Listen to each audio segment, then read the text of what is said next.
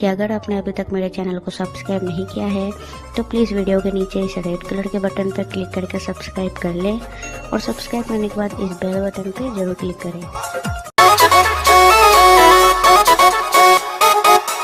Mix by DJ Sahu Singh. DJ Sahu Singh से बात करें मोबाइल नंबर 9812058333। होठ से होठ सटाने दो रानी, पीने दो अपने मोहब्बत का पानी। Ready for love. होठ से होठ सटाने दो रानी, पीने दो अपने मोहब्बत का पानी। बॉडी करना को सांपी गड़ने न दूंगी। डीजे साहू सिंह अभियानपुर रौजा बाजार।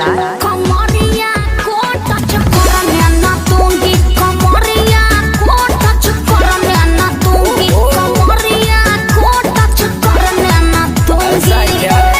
डीजे साहू सिंह से बात करें मोबाइल नंबर 9812058333।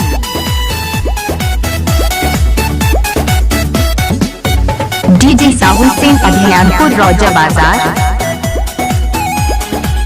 नाम नहीं तूफान है तूफान।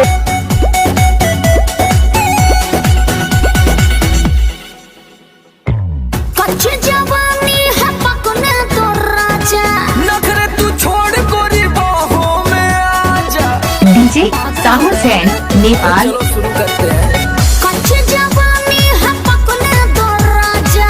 नखरे तू छोड़ गोरी बाहों में आजा। अरे जा जा झूले का गजरा बिखरने न दूंगी।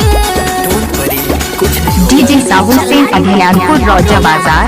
टच करने न दूंगी। कमरिया को टच करने न दूंगी। कमरिया को टच करने न दूंगी।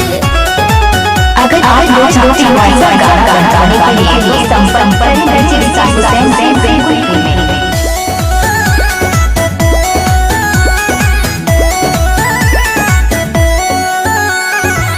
बाली उमर भी पातर कमर है। जोश में जवानी के पागल समर है। बाली उमर भी पातर कमर है। जोश में जवानी के पागल समर है। बलजोरी मत करो ना। प्रीतम हाथ से गुजरने न दूंगी। नहीं करोगी। डीजे साहू सिंह नेपाल। को टच करने न दूंगी। कमरिया को टच करने न दूंगी। कमरिया को टच करने न दूंगी। समझे बाबू। DJ Sahu Singh video director.